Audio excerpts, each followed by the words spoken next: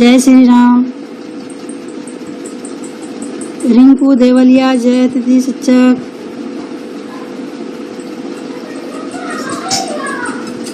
राज शर्मा जी, जय हो। नमस्ते सभी, नमस्ते मेरे अतिथि शिक्षक भाइयों।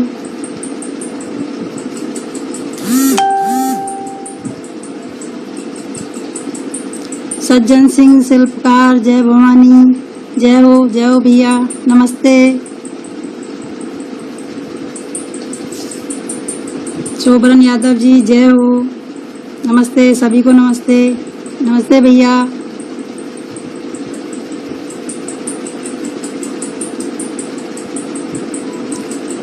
जय श्री राम। भूपेंद्र सिंह जादौन भाई, नमस्ते। सुधीर कुमार दुबे जी, नमस्ते भैया, नमस्ते, गुड मॉर्निंग जी, क्या गुड इवनिंग।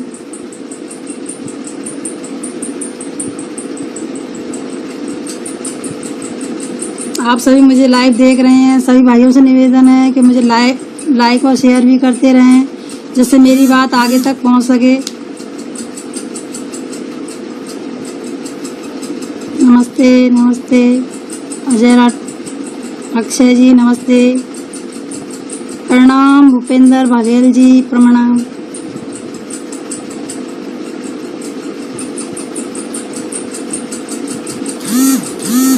राम राम जी, सुधीर कुमार जी, जय हिंद।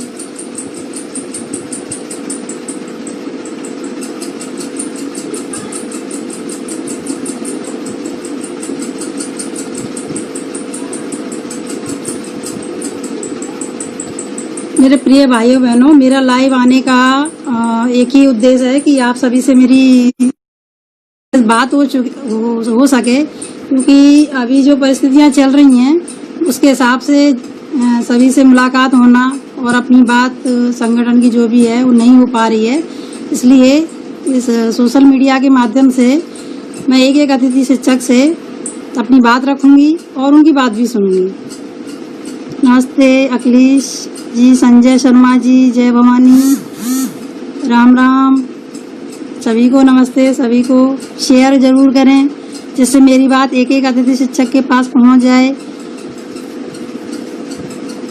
राम राम दीदी, गुड इवनिंग, थैंक यू। पंडित अजय पांडे जी, जय श्री कृष्ण, जय श्री राम।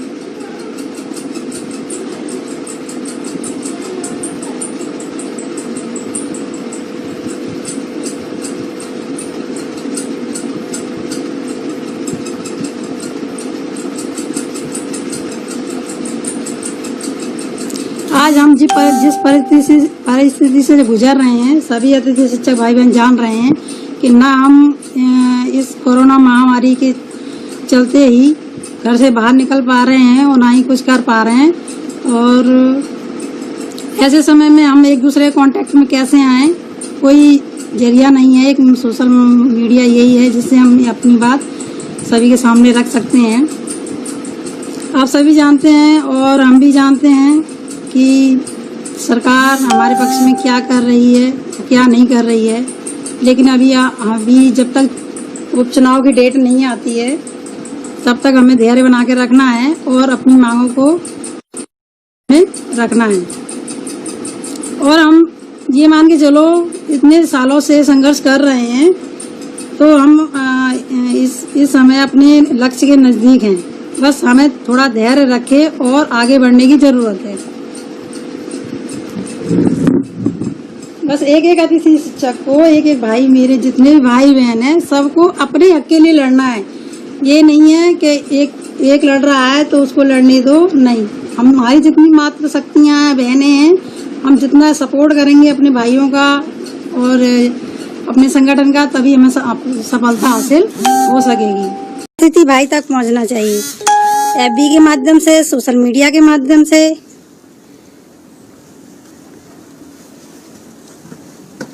आप सभी लोग जुड़े हैं, सभी का बहुत बहुत धन्यवाद। नमस्ते, राधे राधे। बस आप लोगों का सपोर्ट रहा तो कुछ ना कुछ जरूर हो जाएगा। इस बार तो आर पार की लड़ाई है। प्रणाम। कौन राज धाकड़ जी,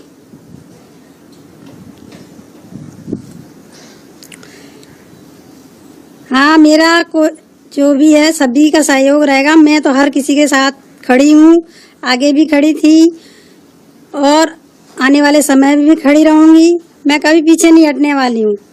बस मुझे मेरे अतिथि शिक्षक भाई बहनों का सबका अधिकार मिलना चाहिए और इस बार मामा जी की जो सरकार है उससे अपना अधिकार लेके ही रहेंगे। ये अंतिम और आर पार की लड़ाई होगी।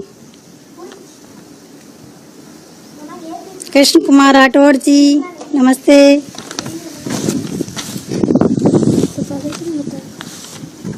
नमस्ते इमाम खान जी।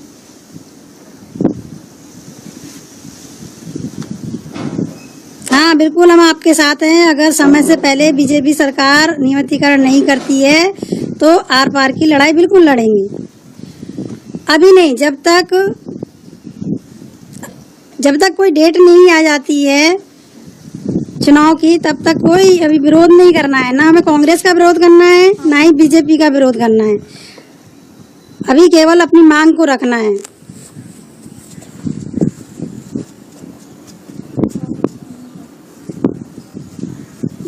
यदि समय से पहले उपचुनाव से पहले सरकार अपना नियमितीकरण नहीं करती है तो एक एक अतिथि शिक्षक को 24-25 जो भी विधानसभाओं में चुनाव होने हैं उनमें सबको एक एक करके आगे आना है और हम जमकर विरोध करेंगे। लेकिन उससे पहले नहीं, क्योंकि इसी सरकार से हमको लेना है। यदि हम पहले ही चुनाव से पहले ही विरोध कर देंगे तो सरकार हमें जो देना चाह रही होगी वो भी शायद मुश्किल से मिल पाएगा। इसलिए क्या थोड़ा हमको धैर्य रखना है। जी बिल्कुल बजेगा, समय आने दो। बस हमें क्या है अपनी जितने भी हमारे पदाधिकारी हैं संगठन के सभी एक एक अध्यक्ष जो भी हैं एक मंच पर इकट्ठे हो जाएं और देखो कैसे नियमितीकरण नहीं होता है।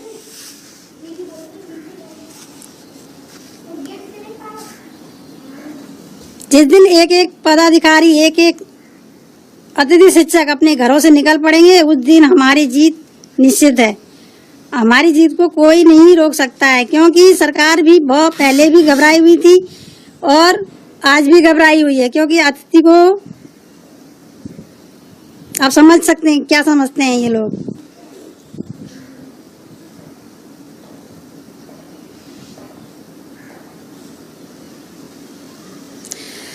कुछ बातें हैं जो पहले मैं संगठन के जो मेरे जितने भी भाई हैं जो काम कर रहे हैं, आज मैं तो अभी आई हूँ और ये लोग 12 सालों से संघर्ष कर रहे हैं नियमितीकरण के लिए। और ये मान लो कि किस्मत से या हमारे कहीं कुछ संगठन में कोई कमी रह गई या क्या कारण रह गया जिसके कारण आज तक हम सफलता को प्राप्त नहीं कर पाए हैं। तो लेकिन मैं ये चाहती हूँ कि अभी जितने भी मेरे पदाधिकारी जो भी संगठन के हैं मैं सभी से निवेदन करना चाहूँगी। सबसे पहले मेरे जो बड़े भाई हैं शंभू भैया जी, राजू मीणा जी, सुनील परियार जी, अर्जुन सिकरवार जी, अजय पाल जी, पीडी खैरवार जी, नवीन दादा जी, मंगल पांडे जी और जगदीश शास्त्री और मेरी संगठन में सबसे पहले जो बहनें काम करती आ रही हैं, अपना सहयोग दे रही हैं, अपना घर परिवार छोड़कर और संगठन में अपनी नियमितीकरण की जो लड़ाई लड़ रही हैं, उनमें मेरी बहन अनीता हरचंदानी, आयुषी मैडम, मयूरी, काजल, पुष्पा, सविता और बहन रह गई हूँ जिसे मुझे शायद नाम याद नहीं है या मुझे जानकारी नहीं है। उन सभी जिस दिन ये सभी एक मंच पर आकर बैठ जाएंगे और एक हक और एक मांग की लड़ाई लड़ेंगे, उस दिन अपना नियमितीकरण जरूर हो जाएगा। इन सभी को मिलकर बाकी अतिथि जो हैं नहीं एक जगह इकट्ठा हो पा रहे क्योंकि परिस्थितियां ऐसी चल रही हैं कि आंदोलन वगैरह अभी नहीं कर पा रहे हैं, न भोपाल में न ग्वालियर में।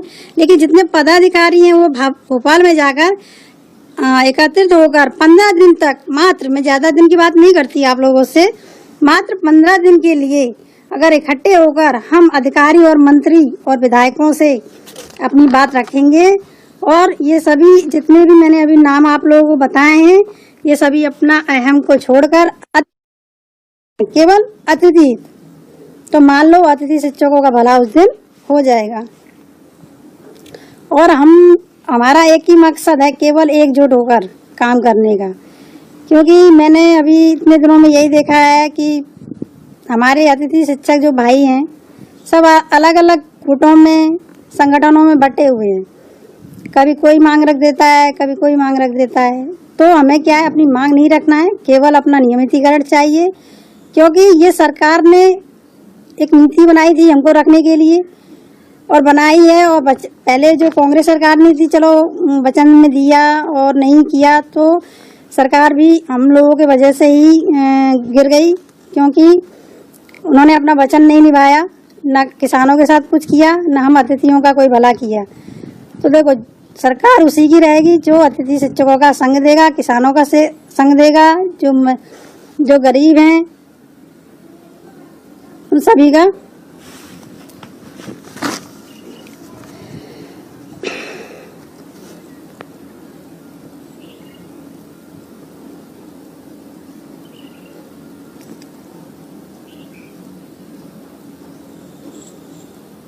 हाँ, जब नहीं मानेंगे ना ये जो भी सरकार है, जब बीजेपी जैसे हमको बताती है और आश्वासन दे के चली जाएगी कि हाँ हम कर देंगे, हम अब आश्वासन नहीं, केवल हमको एक आदेश चाहिए।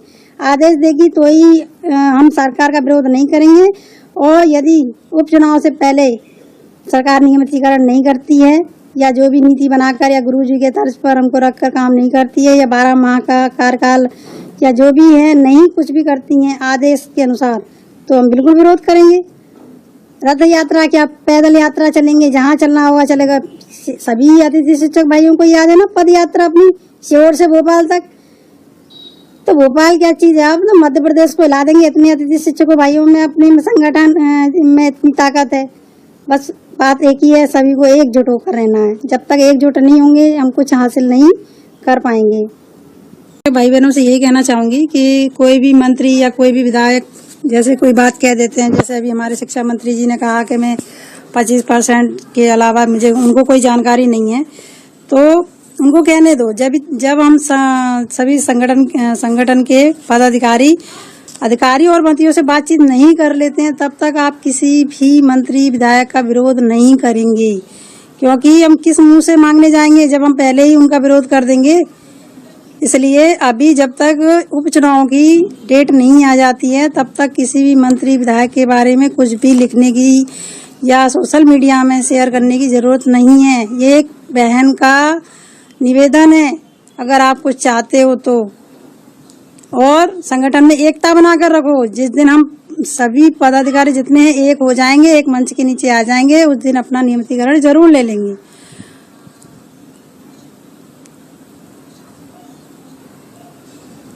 जी मनोज मालवीय जी भैया बिल्कुल तैयार हैं, हम भी तैयार हैं। जय अतिथि शिक्षक संघ, अनिल ओझा जी, जितेंद्र साहू जी,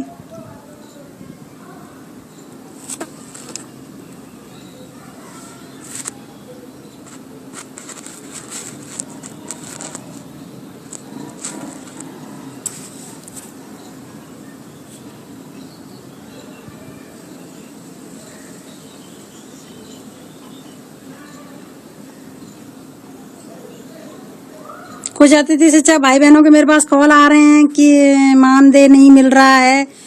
तो मैं उन भाई बहनों से सभी से यही कहना चाह रही हूँ कि थोड़ा सा धैर्य रखें और मानदेय हमें जरूर मिलेगा, जो अभी हमें दिसंबर से लेके अभी तक का नहीं मिला है। क्योंकि मेरी बात हुई है अधिकारियों से, तो उन्होंने आवंटन के लिए कहा है कि जैसे ही आवंटन आ जाएगा आप लोगों का वेतन दे दिया जाएगा। और कुछ भाई बहन के कॉल आए हैं कि मई जून का मानदेय नहीं मिल रहा है। तो उसके लिए क्या हम सब संगठन के जितने भी पदाधिकारी हैं उनको बातचीत करना पड़ेगा मई जून के लिए। और जब माननीय मोदी जी ने कहा है कि मई जून का वेतन सभी को दिया जाएगा, तो हम भी अवश्य है कि हम लोगों को भी वो मिलेगा। लेकिन बस थोड़ा धैर्य रखें। और क्या कह सकती हूँ, जब तक उपचुनाव की डेट नहीं आती है तब तक हम किसी भी सरकार का विरोध नहीं कर सकते हैं और न ही समर्थन कर सकते हैं, चाहे कांग्रेस हो चाहे बीजेपी हो। डेट आने के बाद यदि सरकार हमारा नियमितीकरण नहीं करती है तो अवश्य बिल्कुल मैं तो पूरी शक्ति के साथ आप लोगों के साथ थी हूँ, आगे भी रहूंगी।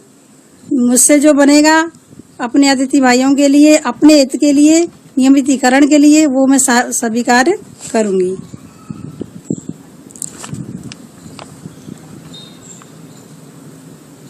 आप सभी अतिथि शिक्षक भाई बहन बिल्कुल मायूस होने की जरूरत नहीं है। आपकी दीदी आपके साथ खड़ी है। जैसा आप लोग कहेंगे मैं वैसा करने के तैयार हूँ। बस थोड़ा सा धैर्य रख के और जितना मैं कह रही हूँ उतना मान लो। उसके बाद तो जो करना है वो तो करना ही है, क्योंकि नियमितीकरण केवल बीजेपी सरकार को ही करना है, क्योंकि अभी वही सरकार में है और उसी से हमको लेना है। महाराज जी ने भी कहा है, तो जब तक हम संगठन के सभी पदाधिकारी उनसे मुलाकात करेंगे, बातचीत करेंगे, यदि हमें वहाँ आश्वासन मिलता है और हमारे पक्ष में कोई बात नहीं होती है तो वो तो खैर सड़कों पे नहीं उतरे हैं, लेकिन एक एक अतिथि शिक्षक भाई बहन मेरा सड़कों पे जरूर उतर जाएगा।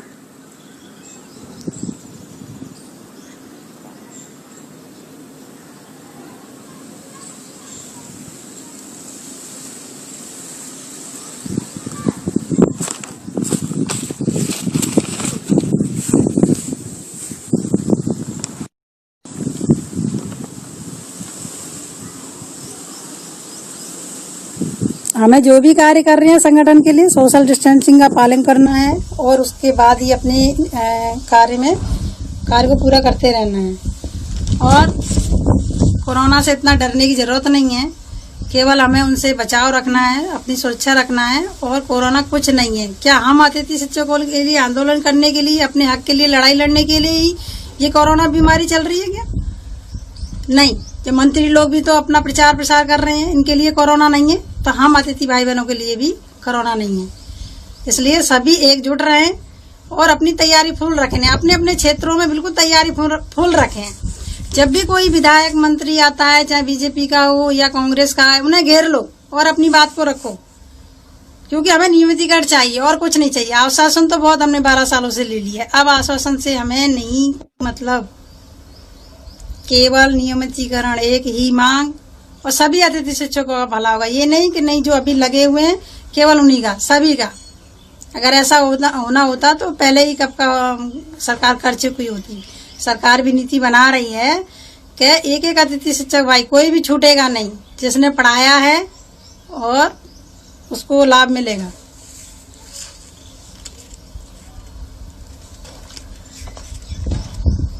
मुकेश परमार जी नमस्ते, अरविंद परियार जी नमस्ते। सभी को राम राम, सभी को जय श्री राम, जय श्री कृष्णा।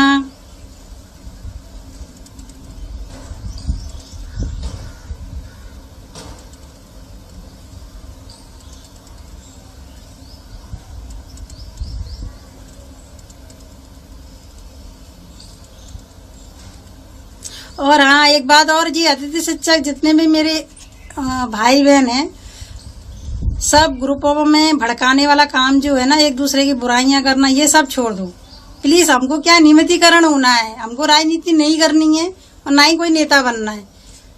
इसलिए जो अतिथि काम कर रहा है उसको करने दो, उसके बारे में बुराइयां ना करके और संगठन में भ्रांतियां फफूंद फैलाने जैसा काम बिल्कुल ना करें, क्योंकि सभी का मकसद एक ही है। लड़ाई चाहे अलग अलग तरीके से लड़ी जा रही हो, लेकिन मकसद एक ही है, मंजिल हमारी एक ही है, नियमितीकरण। इसलिए सभी भाई बहन जितना जरूरी है उतना ही कमेंट करें, शेयर करें, उतना ही बोलें, खासकर किसी की बुराई बिल्कुल ना करें। आंदोलन का जिस दिन आगाज हो जाएगा उस दिन आपसे जो बने वो करते रहना।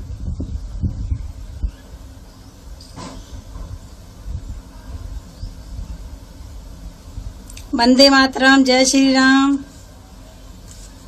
आदित्य शर्मा जी जय श्री राम। मेरी मातृशक्ति, मेरी बहनों कहाँ हो? क्या मेरा मैसेज नहीं मिल रहा आप लोगों को? आओ, मुझे खासकर आप ही लोगों से बात करना है, आपको घरों से निकालना है। बहुत बना लिया रोटी सब्जी, बाहर निकलो, लड़ो अपने हक के लिए।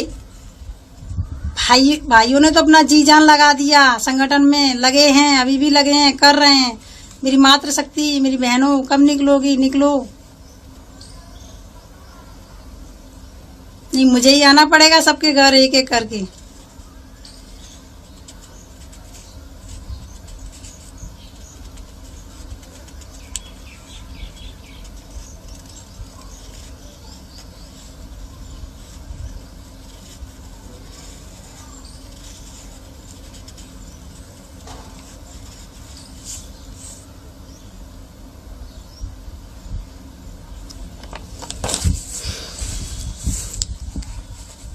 मेरे लाइव आने का यही मकसद है और कोई ज्यादा मेरा उद्देश्य नहीं था किसी से कुछ बोलने का या किसी भी पदाधिकारी के बारे में गलत बोलने का। बस एक ही उद्देश्य है, सबको एकजुट होकर ही कार्य करना है। और सभी जिस दिन एकजुट हो जाएंगे और एक साथ हो जाएंगे, अपना नियमितीकरण जरूर हो जाएगा।